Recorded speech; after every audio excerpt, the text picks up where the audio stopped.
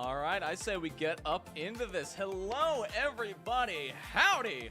My name is Nonat, and welcome to the Gencon Pathfinder 2e Character Creation Seminar. Pardon me if I ever stumble. I have a super jank setup where I have like 50 windows open of my notes and my chat and my and my stream and everything. Make sure everything doesn't go down. But thank you all so much for coming by today. I'm super excited, and we actually have a lot to get done. So I'm just gonna dive right in. But if you ever have a question, do not be afraid to ask it in chat. Do I need more monitors? 2 is not enough. If you ever have a question, please feel free to ask it. I will try to answer it as best as I can, and we're going to jump right into it. So, before we actually get into making a character, I'm going to sort of describe the skeleton of the process and a general good strategy for approaching character creation. Number one, big one, always have a concept of what you want to create, especially if you're unfamiliar with the system. You definitely want a good idea of the character you want to build, whether it be a big, beefy human fighter or a quick, nimble gnome rogue. It's good to have that outline that you can then fill in with the game's information. If you go in blind, you might find yourself overcome with choices. So to ease your growth into the system, I definitely recommend having an idea. I'm going to be showing off the character sheet I'll be using for here. This is the Pathfinder character sheet with auto calculations by, good lord, I don't know how to pronounce this, Arurandojin. You can find him on Reddit, and it is an amazing character sheet. I highly recommend it for new players. Honestly, I highly recommend it for almost any players, because as you fill it in, if we change our strength to 12, it automatically updates the modifier as well as any relevant skills. You can see it automatically upped our athletics by 1. It upped our melee strikes by 1 because our strength went up by 1. Now, it's definitely important to understand why this happens, so I definitely wouldn't rely on this as a player.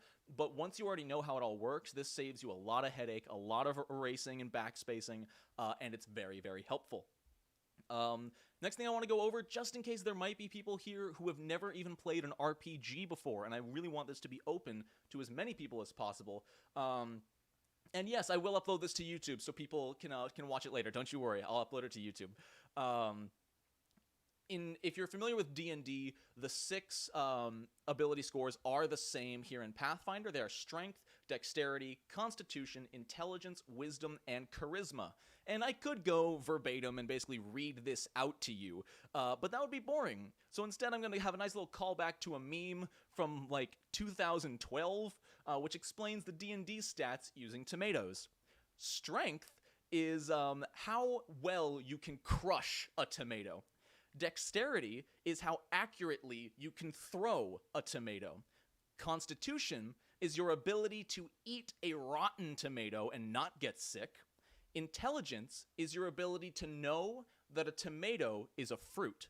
Wisdom is your ability to not put tomatoes into a fruit salad. And charisma is your ability to sell a tomato-based fruit salad. That is my favorite way to describe the 6 ability scores in role-playing games, and I think it does a very good job. Yes, I can link the character sheet in the notes later for sure. Like I said, if you look this up on Reddit, I think you'll be able to find it. I think if you just look up that name, Pathfinder 2e character sheet, you should be able to find it on Reddit. So these 6 found the bard. There it is. That was the response, yeah. These 6 ability scores are going to affect and determine a lot about your character. And these are going to be going up and down throughout character creation using something called an ability boost or an ability flaw. Everything from your ancestry to background to class, also known as the ABC system, which blew my mind, by the way. Ancestry, background, class, ABC. I didn't realize that until like 6 months into playing this game. Those will all give you various boosts and flaws. If you ever receive a boost, your ability score goes up by 2. If you ever receive a flaw, the ability score goes down by 2. And these will affect your ability modifiers. The number next to your stat, let's say our strength, let's say we get a strength boost, an ability boost to strength, that would increase our strength to 12. Now, because it went up by an even number, or to an even number, our modifier goes up by 1. But let's say we take a flaw to dexterity. Because it went down to an even number, it's going to go down 1 in the modifier. And the same is true. If you go up, odd numbers don't do anything. But if you increase it to the next even number, your modifier goes up by 1. Or if it goes down, down by 1. And that's how it functions for the entire game. Every even number is another +1 to your modifier.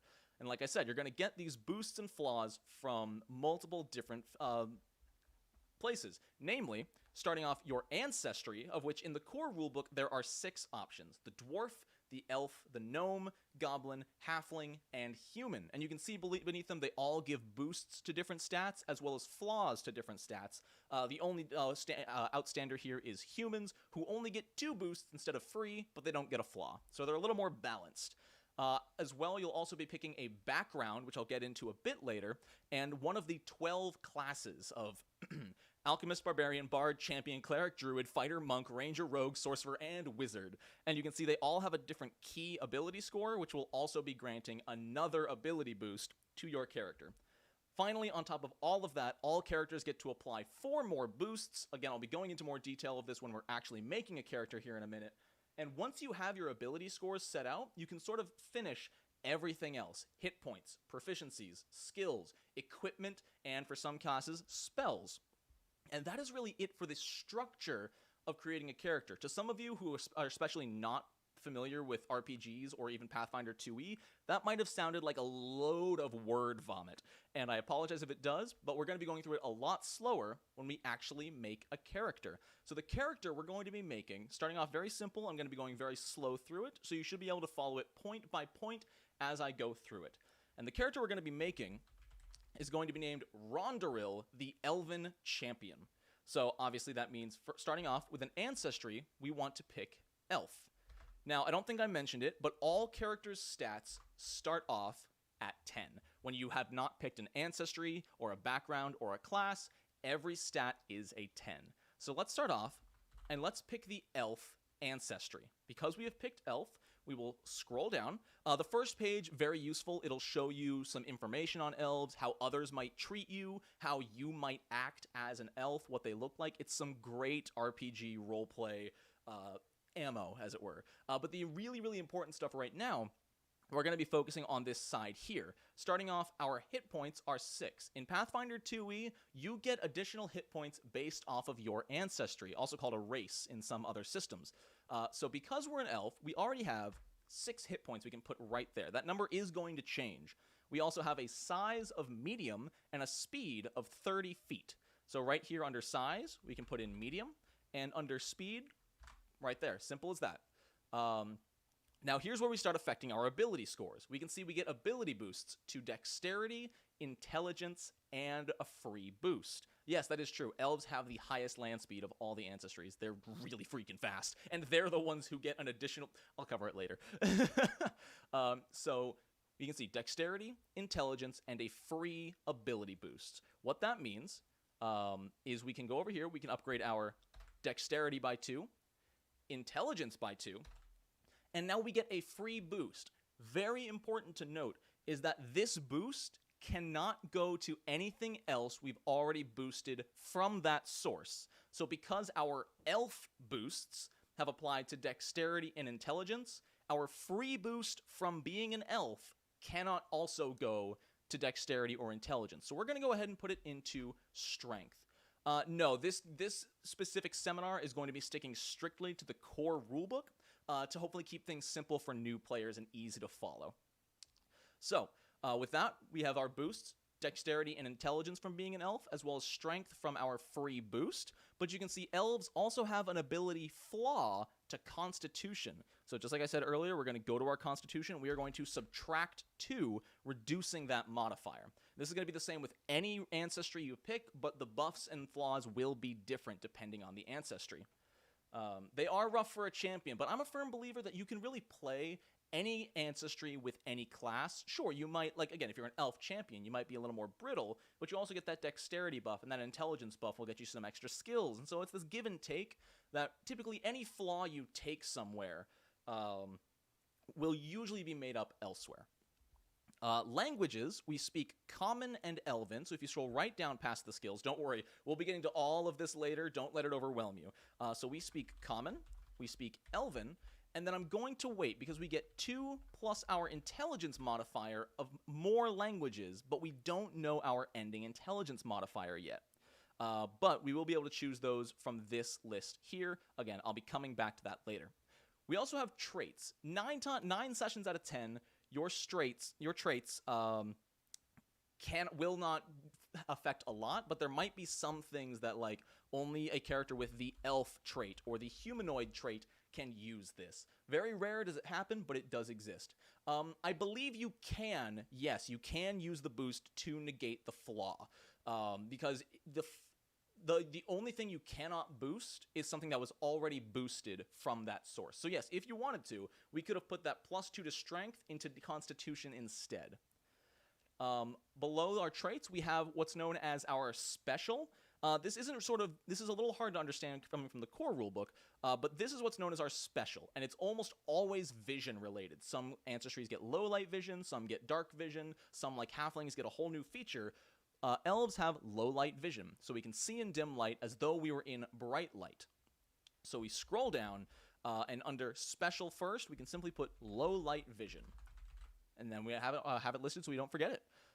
Next, we can scroll down and we have to select a heritage, because in Pathfinder 2e, your ancestry isn't everything. You have to pick sort of a sub-race of your ancestry. Are you an elf from the Arctic? Did you grow up in a cave? Are you inherently magical? There's a lot of really cool stuff to do. And again, I don't have time to go over all of these because we're already 10 minutes in and I hope to make 2 characters today. So we're just going to go with the Whisper Elf. So what we would do is we would take that Whisper Elf and we would scroll down, and under Heritage first, we would put Whisper Elf, which gives us 60 feet to seek an undetected foe, and +2 to seek them if they are within 30 feet. So really, really good. As well as up here under Ancestry and Heritage, we can put Whisper Elf. Next, that is everything we get from being... Never mind, I am all over the place. Along with this, no matter which heritage you pick, you have access to all of the first level ancestry feats unless it says otherwise. There are some ancestry feats for other ancestries that do have a prerequisite of a specific heritage. Elves don't have that, however. Though, to keep things simple, rather than going over all of these, we're going to be taking Nimble Elf, which makes us 5 feet faster still. So we're going to go ahead and scroll down to our first level ancestry feat and put in Nimble Elf plus 5-foot speed, and that boosts us up to a 35-foot move speed, which is way faster than anybody needs to be, but it's really good for getting in there, really getting in there in 1 or 2 moves. And honestly, from how much I've played of 2E, a 5-foot difference is a lot. I've counted so many situations where if someone could move 5 feet more, it would have saved them an entire extra action that round. It's really, really good.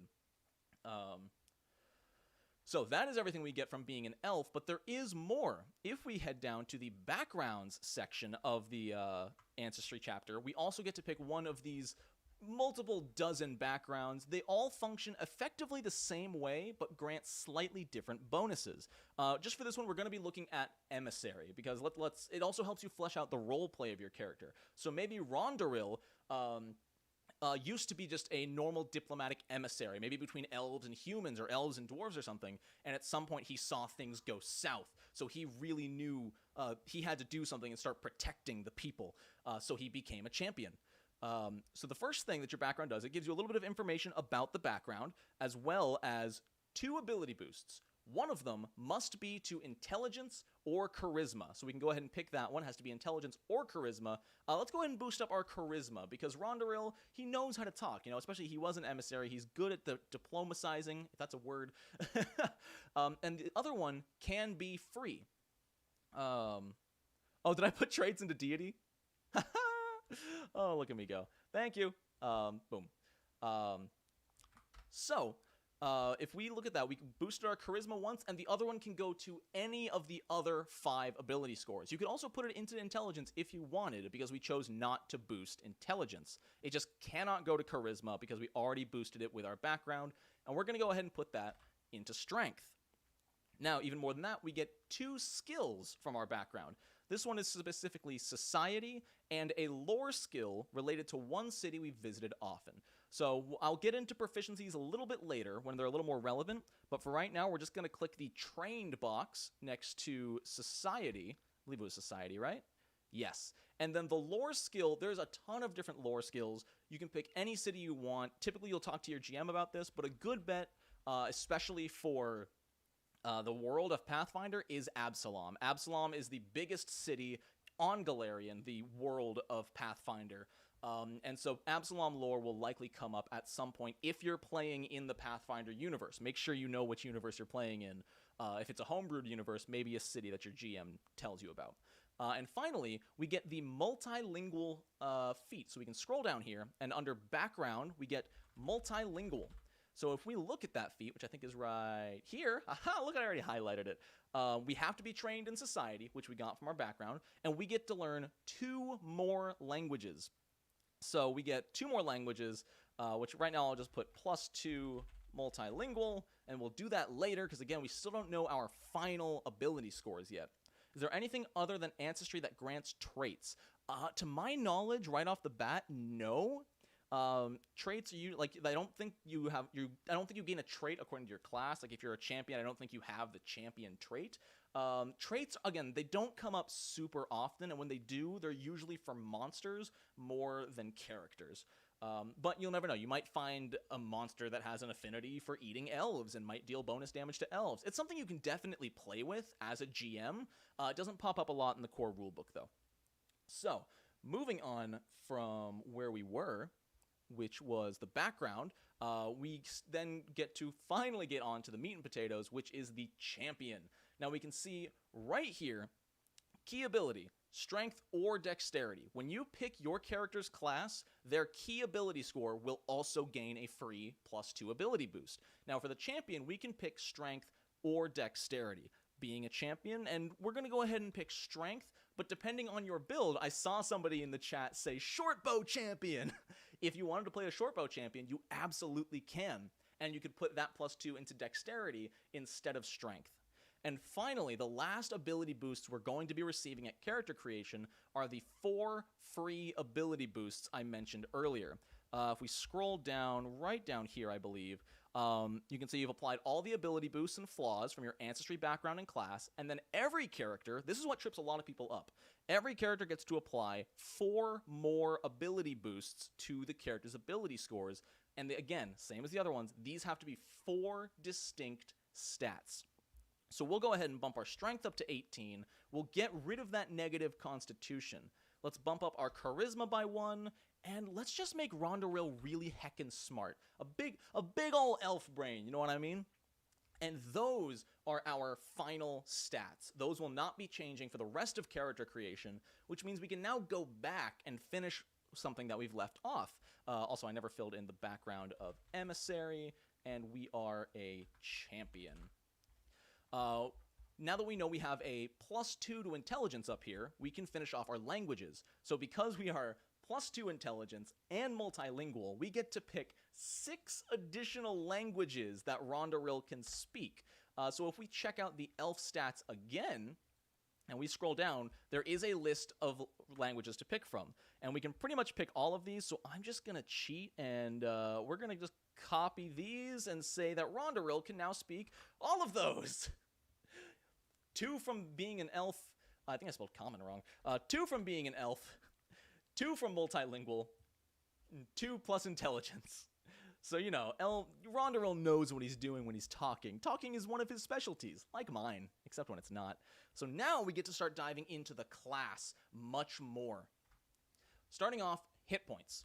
You get hit points from your ancestry, like we went over earlier, and from your class. And you can see we get 10 plus Constitution modifier. That number will change depending on your class, which means because we have a +0 Constitution modifier, we'll be starting off with 16 hit points, which, to be fair, is pretty low. I'm not going to lie. That's not a super high amount of hit points, but it's still fine. I'm sure we'll be fine. Moving on past that, we have proficiencies. Now, before we jump into them, I'm going to explain the proficiency system. Proficiencies are listed next to everything on this. You can see them up here by your weapons, by your armor, perception, all of your skills, your saving throws, these little TEML L boxes. Those stand for Trained, Expert, Master, and Legendary. I will use Fortitude here as an example because we're getting +0 from our Constitution. You can see when I become Trained in Fortitude, I'm suddenly have a +3. How that works is Trained is a flat 2 plus your character level. Expert is 4 plus character level, as you can see here. Master is 6 plus character level, and Legendary is 8 plus character level for your proficiency. So as long as you are at least trained in something, you'll be getting a major boost as you level up. You can see if we change our level to 2, our Fortitude save goes up by 1. In fact, everything you are proficient in goes up by +1 per level because it always gets your level as a bonus. So, now that we know how proficiencies work a little bit, we can look and see that champions begin with Trained Perception, Trained Reflex, and Expert in Fortitude and Will saving throw. So we are Trained in Perception, Trained in Reflex, and Expert in Fortitude and Will saving throws. And so you can see, even though we have 0 in Constitution and Wisdom, our Fortitude and Will saves are still at a +5 because we are expert at it. That's what my fiance's witch starts with. Rondorill's gonna have a bad time. He'll be fine. He's a good boy. For skills, we are trained in religion and a number of additional skills equal to 2 plus our intelligence modifier. We are also trained in a skill determined by our choice of deity, and I will be getting to that in just a little bit. So we're going to start off, we know we're trained in religion, and then, so we just put trained next to religion, and 2 plus our intelligence is 4 additional skills. So we're going to go ahead and take, let's see, we'll take diplomacy, athletics, how about performance, and intimidation. What you pick is totally up to you. Really, I usually go with the character's idea of what I think they would be good at, but you can see what we're at least trained in is miles above the bonus we get to stuff that we have no proficiency in. In 2E, the difference between no proficiency and trained is massive, and as you go up in level, that gap becomes bigger and bigger. If you're level 10 and you're just trained in something, you get a +12 plus your appropriate stat. Whereas if you're level 10 and you don't have any proficiency, you're just getting the modifier. So moving on from there, we are also trained in simple weapons, martial weapons, and unarmed attacks, as well as all armor and unarmored defense. Champions are trained with any kind of armor, including no armor, so we can hit the little train button under all of the different types of armor, and if we scroll down to the bottom of the first page, we also have trained in simple and martial weapons. Like I said, this character sheet is so well organized. It's a little overwhelming at first, but once you understand how to read it, everything you need is right there. It's fantastic. Moving beyond that, we are also trained in the Champion Class DC. Now, this is something that doesn't pop up too commonly, but it still can. Class DCs are usually what is required to roll by an enemy to resist one of your class effects. But the effect itself will say so. So one of our effects might be enemy must roll a Fortitude save against your Champion Class DC, which would be 17, so they would need to roll a 17 or higher to resist the effect. I hope y'all were able to follow that. We are also trained in Divine Spell Attacks and Divine Spell DCs. I won't be covering this much here, because I'll be covering this in the next character, but way down here on the final page, we have the spell casting. We can just tick Divine, as well as Trained in Spell Attack rolls and DCs, and our key ability for spell attacks is a little different. I'll get back to that in just a minute. So now, we've done our ancestry and background, we've done our initial proficiencies, now we have our champion's code. It's important to note that in the core rulebook, all champions must be of good alignment. There are no rules for neutral champions, and the Advanced Player's Guide just came out with options for evil champions. But for Rondoril here, we're going to be making him chaotic good. Because I want to play as a liberator. Your alignment determines a lot about your champion in just a minute, but all champions, if they are good champions, no matter what lawful, neutral, or chaotic they are, they must all follow the tenets of good. This is a set of rules that if your champion breaks them, will lose their champion powers as their deity shuns them and says, no, no, no, no, no, you just committed what is called an anathema. Any breaking of your anathema causes your powers to be lost until you atone and regain those powers with a very long, difficult ritual. And yes, the kneel before Zod reaction for tyrants is amazing. So, tenets of good are never committing anathema to your deity or willingly commit an evil act, and you must never knowingly harm an innocent, and if you could easily save an innocent, you must save them. If you choose to ignore them, you will lose your powers. Losing your powers sucks. You lose so much. Now, at this point, we need to select our deity, and I went ahead and chose Shaylin, the neutral good goddess of art, beauty, love, and music. Her followers can be any good alignment, so that works out perfect for us. So if we go to deity, we can put in Shaylin. And if you remember at the beginning of the champion, we also got trained in a skill from worshipping Shaylin. So we get crafting or performance as an additional free skill proficiency, which, because we already have performance, we can go ahead and just take trained in crafting. Nice as that. We also have the deific weapon, which I will be getting into in just a little bit. Beyond that, because we are chaotic good, we are a liberator, committed to defending the freedom of others. We get the liberating step reaction and the lay on hands devotion spell, and we also get our own additional unique set of rules that we must follow, otherwise we lose our powers. We must respect people's choices in their own lives and never force them to change, and we must demand and fight for others' freedoms. If we fail to do these, deity will say, oh no, goodbye to your powers. This is the character sheet by Erurandigen. I'm not sure how to pronounce it. If you find him on Reddit for the Pathfinder 2e character sheet, it is fantastic. So because we picked Shaylin, we got that skill proficiency. We also get our deific weapon, which I'll be going over just at the end of this character. But what's important from being a liberator is the devotion spell and the champion's reaction. We're going to start off with our champion's reaction. Depending on which type of champion you are, you get a different one to use. Because we're a liberator, we get the liberating step. We can use this whenever an enemy damages, grabs, or grapples our ally, and both the ally and the enemy are within 15 feet. When we do this, our ally gets a free roll to escape the effect or the physical grab, and if they get away, they can step 5 feet for free. It's a really, really great reaction for getting people out of a tight space as long as you're nearby when it happens. Redeemers are amazing. I love Redeemers. We have one in my personal campaign. And that's all that does. You know, if an ally gets grabbed, you say, hey, get out of there. And they go, hold on. And they roll the dice. And they say, yay, and they step away. It's really, really nice. We also get the Lay on Hands Devotion spell. Now, devotion spells are very similar. About half the classes in Pathfinder 2nd Edition use something called a focus spell. These are spells that are not the same as the spell slot system that normal spellcasters have. At level 1, you'll always begin with one focus point for your class, and this, so long as some classes you have to take a specific feat for it, but this focus point can be expended to cast a focus spell. Now, unlike normal spells, where you would need an 8 hours long rest to get your spells back, you can get these back by spending 10 uninterrupted minutes doing something. If you're a druid, you're communing with nature. If you're a champion or a cleric, you're praying to your deity, and you get that focus point back. The choice of deity gave you a choice to be trained in X or Y. What if you were already trained in both X and Y? Then unfortunately there is nothing you can do about that. Sometimes when you pick a skill or a background or something, it'll say, if you're already trained in this skill, pick something else. I'll double check up at the beginning of religion just to be sure, but I believe you cannot pick a different one. Again,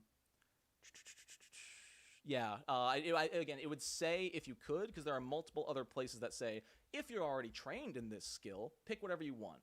Yeah, so that is definitely part of it. You want to be a little careful when you pick your skills, but sometimes it's worth the skill overlap just for flavor or a specific character you want to build.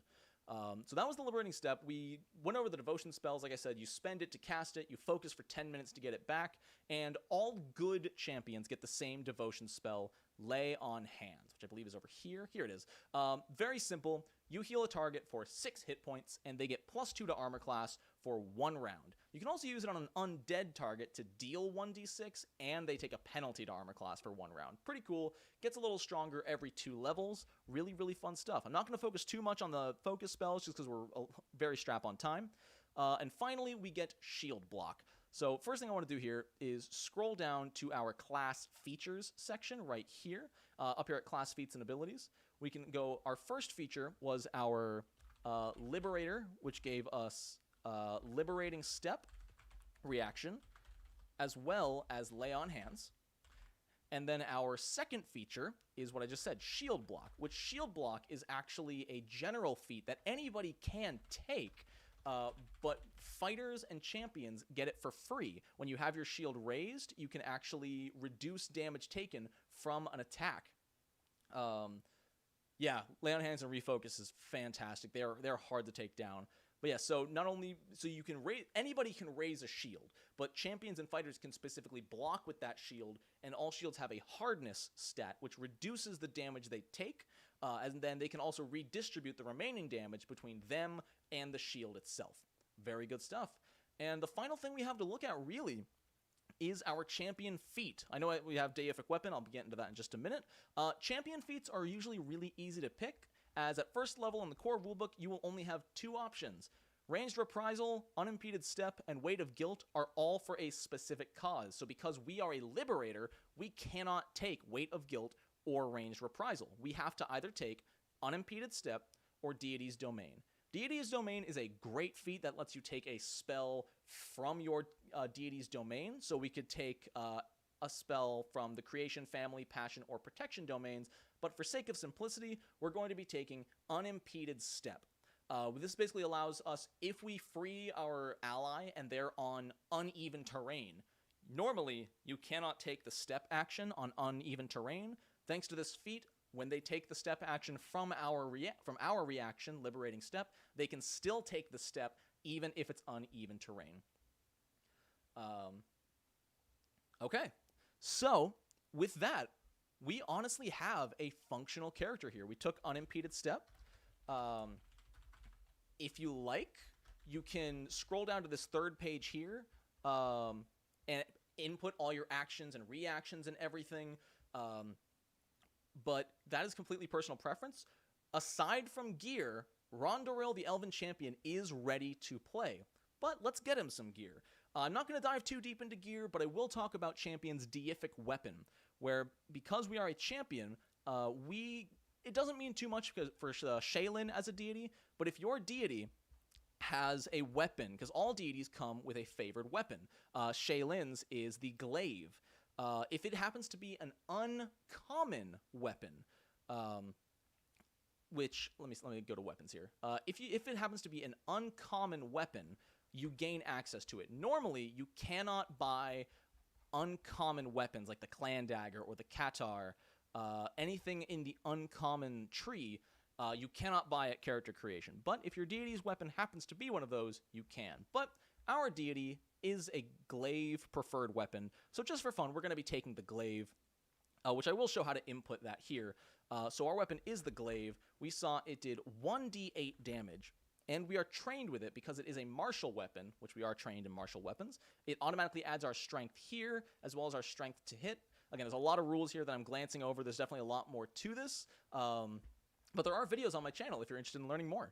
And then there's the gear. Gear is totally up to personal preference. If you have no idea what to pick, the class kit is a great way to start. It'll give you an idea of all the items you want, what weapon you could take, as well as your armor and everything. Speaking of armor, I overlooked armor.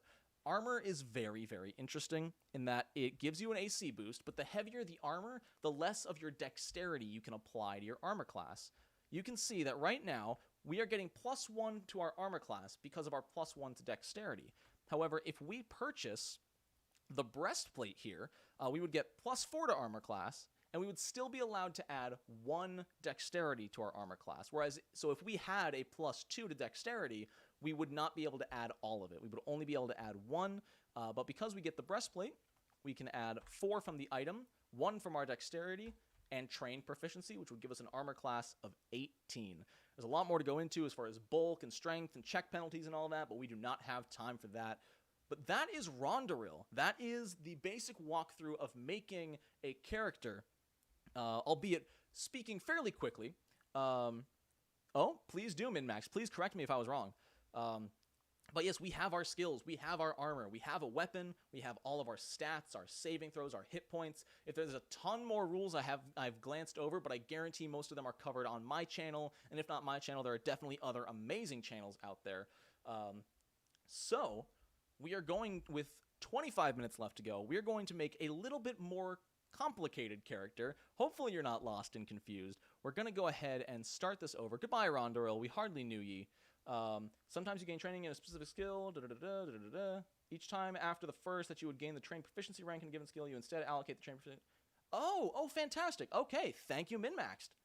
Yeah, you're right. So yes, I bite my tongue. I was incorrect. If you are already trained in a skill that your deity gives you, you can take another skill. Fantastic. Oh, and there's Jason. Yeah, perfect. All right, so we're going to reopen this brand new, starting at 10 again, and we're going to make a spellcaster this time. We're going to make Pap. Pap is going to be a Charhide Goblin. So starting off, looking into goblins here, we pick Goblin. I love their goblins, by the way. They're just so different from any other art style of goblin. I love Pathfinder's goblins. Same as the elf, we get 6 hit points. There we go. We get 6 hit points from being a goblin, as well as since we are a Charhide. Oh, I am so lost in my tabs. Also different, we are small and only have a move speed of 25 feet. We are small size with a 25-foot move speed. And because we pick where are my tabs? Sorry, I'm totally getting ahead of myself.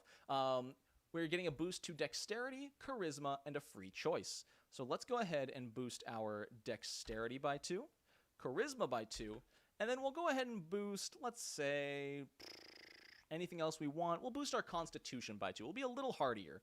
And then because we're a goblin, we also take a flaw to wisdom. So because of that, we reduce our wisdom from 10 down to 8. We'll be picking the Charhide Goblin. I'm not going to worry about traits or languages. I'm going to overlook some of this stuff, just the stuff that's a little bit less important that I went over on the last character, just due to time constraints. Our special is Dark Vision. So instead of low light vision, we can actually completely see in the dark being a goblin. Burn it. You're reading my mind, Jason. You're reading my mind.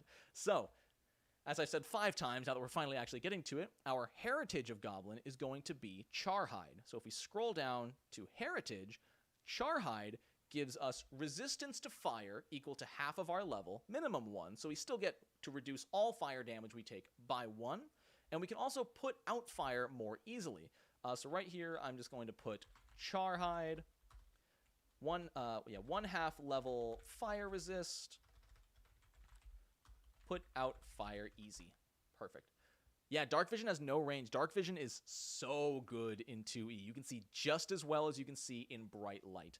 Dude, Goblin Alchemist is the classic. It is the perfect. Same thing as the Elf. We also, no matter which heritage you pick, you can take the Ancestry feats, and we're going to be taking Burn It. Fire fascinates us, so our spells and alchemical items, so this is great for really any goblin who plans to go into spells or items, equal to 1/2 the spells level or 1/4 the items level, and +1 to all persistent fire damage.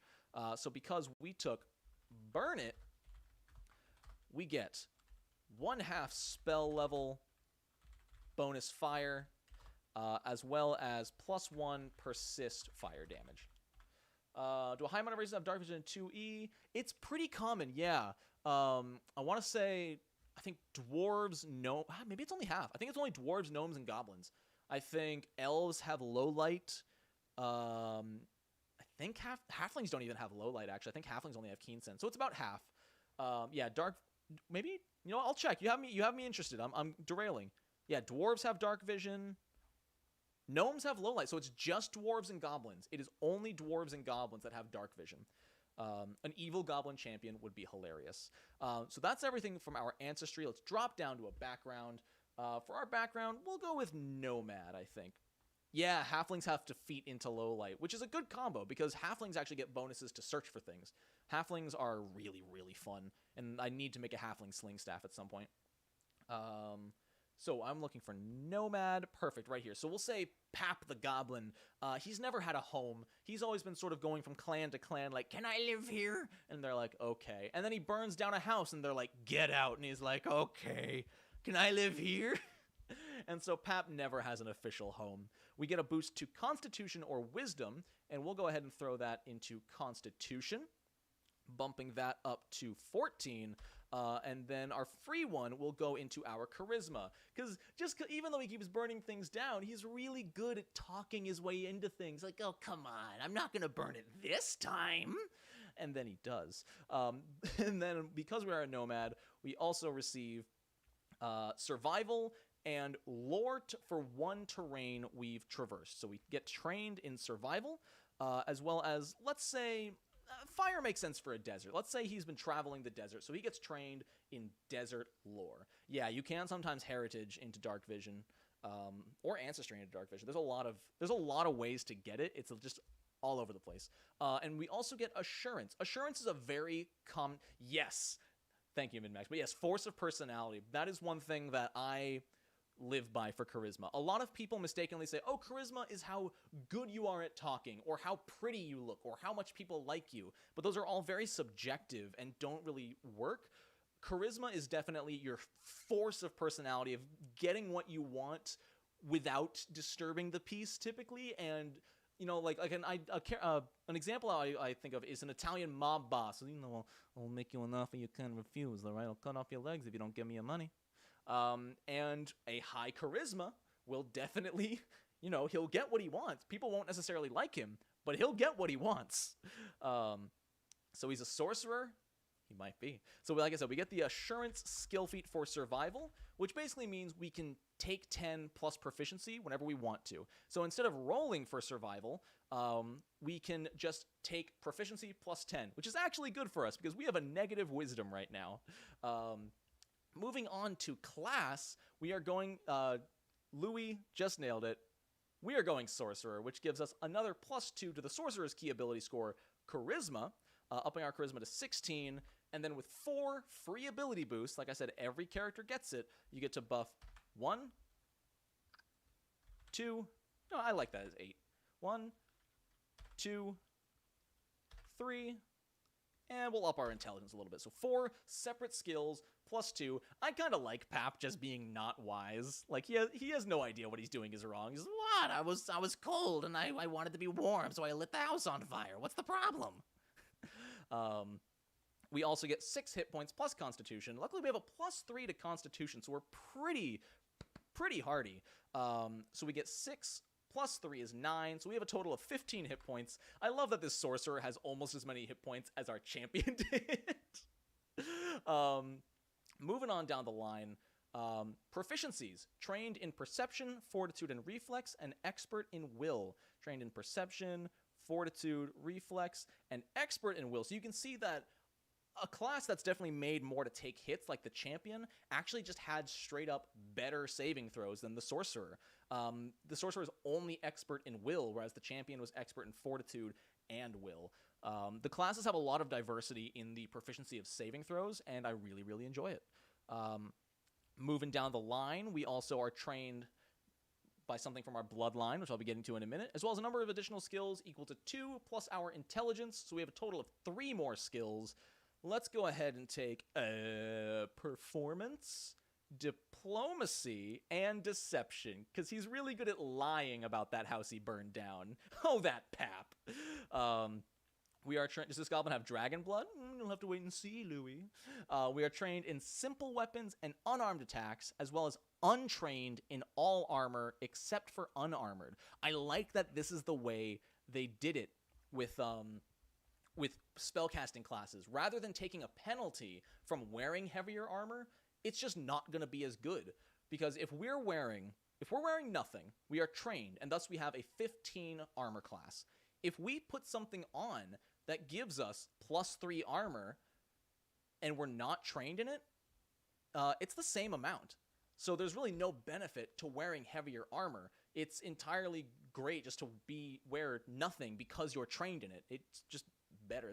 A magic user doesn't know how to move in heavy armor, so it makes sense that they wouldn't get the trained proficiency from it. Moving on from there, where were we at? I keep clicking this one. Unchained armor. Spells. We are our key class score is going to be the same as our spellcasting score. So we are trained with our key score being charisma. And if we scroll down to our spells, we are trained in spell DC and spell attack rolls, and these will be the same as our key ability score. So if we attack with a spell, we get a +7. If someone is trying to resist an effect caused by our spell, they have to roll a 17 or higher. A Charhide Goblin Oracle of Fire sounds amazing. I have not looked into oracles yet. I need to. I've been so focused on everything else. These 2 weeks have been crazy for me.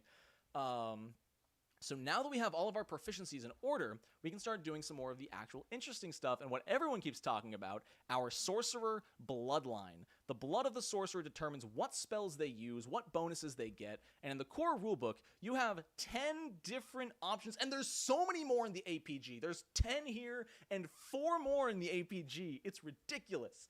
But you can choose aberrant, angelic, demonic, diabolic, draconic, elemental, fey, hag, imperial, undead. In the APG, you can choose from genie, nymph, psychopomp, and shadow. There's so many. And what I love that they did is, rather than have a sorcerer spell list that's specific to them, the bloodline you pick will determine the spells you get to use. For example, if you choose the angelic bloodline, you can cast divine cleric spells.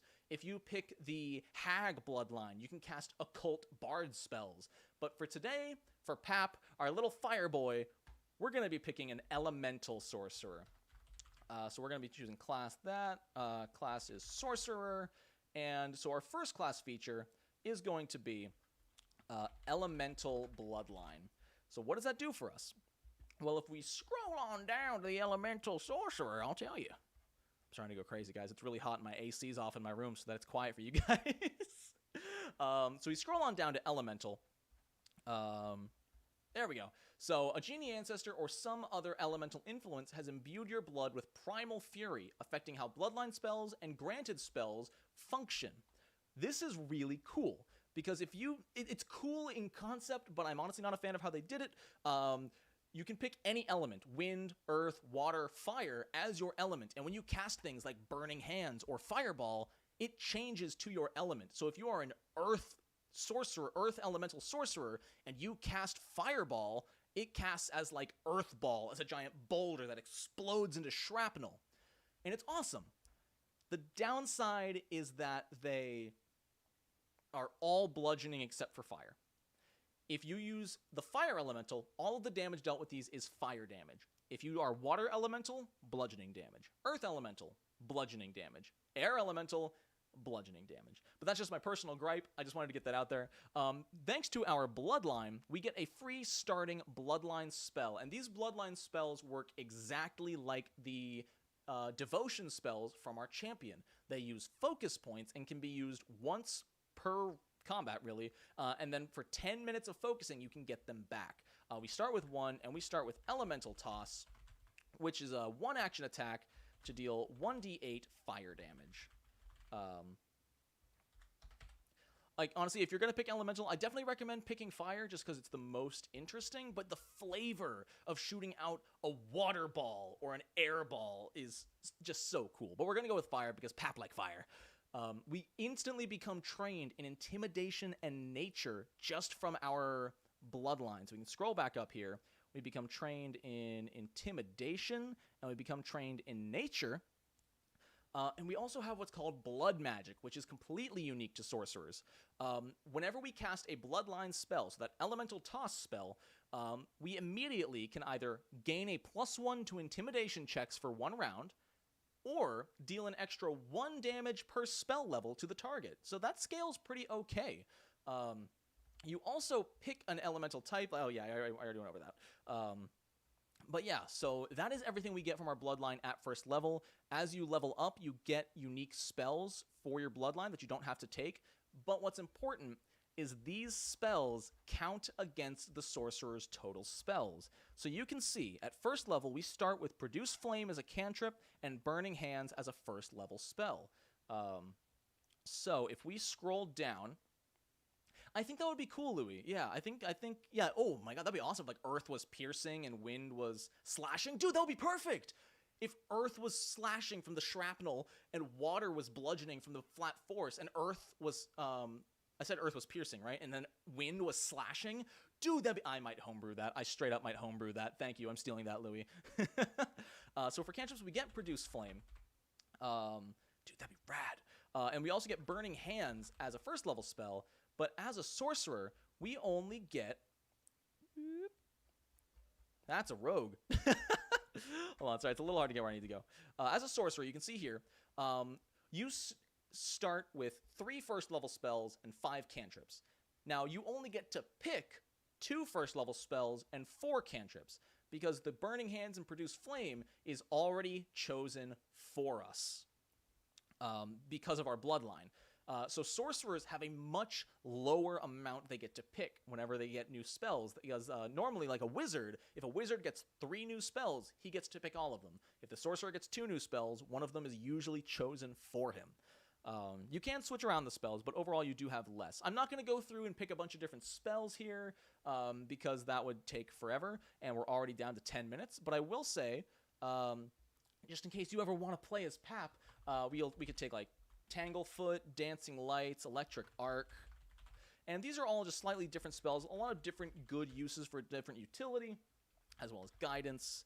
For our first level spells, we get Burning Hands automatically, and we'll take Shocking Grasp, and Spider Stings. We have some ways to deal some poison damage, some lightning damage, some fire damage. It's really cool, and these are... I completely forgot to mention this. Your blood... I mean, I mentioned it, but I didn't dive into it for this one. Our bloodline also determines the types of spells we can cast. Because we picked Elemental, we are restricted to the primal spell list, the same spell list as a druid. We cannot take things from the arcane, divine, or occult spell list. So effectively, as an elemental, you are functioning as a druid sorcerer, which is really, really neat. So all the spells I selected here, Shocking Grasp, Burning Hands, all of those, all of these came from the primal spell list. I couldn't pick something like Magic Missile or Harm from the divine spell list. I could have picked Heal if I wanted to, but in my mind, Pap is just far too destructive to heal anything, even himself. But yeah, so we have 3 cantrips per day, or 3 first level spells per day, and our cantrip level is 1. Cantrips, for those of you who don't know, are automatically heightened to half your character level. So when you reach level 3, they start casting as 2nd level spells. When you reach level 5, they start casting as 3rd level spells, and so on every odd level. And aside from armor, which we wouldn't be purchasing, and a weapon, which is hardly even useful, like a dagger, 1d4, we can use dexterity instead of strength for that, and we're trained with it. There we go. Pap is ready to play. We have our spells, we have our stats, our saving throws. Everything is ready to play, except for a feat, because I'm stupid. Sorry, I am losing my place. It is getting real hot in here. Thank God my camera's not on. On top of that, I think our other first level feature is just our primal spell casting, because we picked Elemental Bloodline. And weirdly enough, you might be surprised, you'd see all these first level feats for sorcery: Counterspell, Dangerous Sorcery, Familiar, Reach Spell, Widen Spell. Unless you are a human, you cannot take a first level spellcaster feat. Like I said when we made a champion, martial classes get to pick a feat at first level. Spellcasters do not. Some spellcasters are given a feat through a class feature, but sorcerers are not allowed to take a class feat at first level. You can take those first level feats at any future level, but for right now, this is everything we get. Like I said, if you are a human, there is an ancestry feat that lets you take an additional first level class feat. So if you're a martial class, you can take 2 level 1 feats, and if you're a spellcaster, you can actually take a first level feat. But that is the only way to get one at first level. And there we have 2 different characters made in less than an hour: Pap and, oh man, Rondaril. Oh boy, I hope you guys enjoyed this. I hope this was helpful. If anyone has any last minute questions, please feel free to ask them right now. I am more than happy to answer them. Otherwise, I am just going to start rambling about thanking you for showing up. If you're interested in learning more, could you leave the name of the creator on the character sheet? Yes, I will leave that. You know what, can I just zoom way in on this? Heck yeah, there we go. How does that look? Does that look okay on stream? Let me see if that looks okay on stream. Yeah, there you go. So yeah, the Eru Randagen is his name right up there. You can find him. When I upload this as a when I upload this, I'll be linking it in the description. What is my favorite class? Right now, I think it's Wizard. I really like Wizards. I love what they've done with them in the APG with the new thesis. I'm excited to play one soon. Thanks everyone for showing up. I had a lot of fun doing this. Like I said, there's a lot more to the game. There's a lot more rules. There's honestly a lot more to character creation, but this is the basics you need to know. If you're interested in looking for more, I really highly recommend. If you like it, subscribe to the channel, like the video. There's a ton of videos here that I put a lot of effort into that I personally think explain it pretty well. I've gotten some really good feedback. If you're looking for more in-depth info on the different classes or about simple rules like the 3-action system of Pathfinder, I highly recommend you go check out the videos on my channel. Will I ever make a video about alchemical items? Ooh, that's a good idea. I think I will. I would love to have an in-person meetup at Gencon. That would be amazing. I'm so hyped. I definitely want to look into going to some tabletop conventions in the near future. But yeah. Dude, I cannot believe the cojones on Paizo to be like, here's the advanced player's guide. Oh, yeah, that's cute. We have a new book coming out next year. 2 new classes. Have fun waiting. And I'm like, good. And the Magus is a freaking spell sword, and they're releasing the Summoner, which I'm so hyped for. And I'm like, dude, we just got the APG, and now I want that. Oh, Paizo is killing it, and I hate them. Do I like the Pathfinder card game? I've tried to play it once. We only tried for like 30 minutes, and we couldn't quite figure it out. So I think I need to give it another try at some point. But I do want to try it at some point. I know there's a Pathfinder scenario. I mean, Pathfinder society for the card game, which is crazy cool. Yeah, I keep hearing how busted Magus was in first edition Pathfinder. And hopefully, I think they'll be able to avoid imbalancing it because of the new 3-action economy. For those of you who are still here who are new to Pathfinder 2nd edition, combat is no longer normal action, free action, move action. Now it is 3 actions. Everything is an action. Some things may cost more than 1 action, and typically the stronger the effect, the more actions it costs. So I think it'll be easy to balance it out. Had hard teleport and could flank with himself? Oh my word. Yeah, I know there were some busted things with casting spells onto your weapon and everything, and it was just, whoo boy, I've heard horror stories. I didn't play much first edition, but man, I've heard crazy stuff. Oh my god. My wife had a tiefling magus in first edition Adventure Path. She can now resurrect the... Oh, okay. I thought the magus could resurrect characters, and I'm like, hold on. What is he, casting revive into his sword and stabbing the corpse? Oh my word. That's so cool. I love taking characters from old campaigns and putting them as NPCs in future ones. But alright guys, it is 3:57 for me. Thank you so much again. I can't believe we have 55 people in here. That is absolutely insane. Sincerely, thank you so much. If you really want to support the channel, again, subscribe. There's some links in the description. If you want to join our community Discord, we are more than happy to have you. We love having new people in the Discord. We talk about a bunch of nerdy crap. There's a link to my Patreon down there if you want to help support the channel. Completely optional, never required. But you do get a free extra video every Thursday, and they're a lot of fun, or early releases for some videos. And finally, there is the link to my Twitter, where I post stupid stuff, and sometimes it's funny. Most of the time, it's like, oh, I exhaled out of my nose. Oh, man. All right. Thank you so much, guys. I really appreciate it. And, I mean, especially with so many of you here now, I just want to openly say thank you for the last 3 months. This growth has been explosive, absolutely insane, and nothing that I ever expected. So just sincerely, thank you. All right, before I waste any more of your time and I bore you guys, you all have a wonderful weekend. If you're doing Gen Con, get back out there, play some more games, have some fun, maybe make a new character with the information you learned here today, all right? Keep it real, guys. Have a wonderful day, and until next time, no nat ones.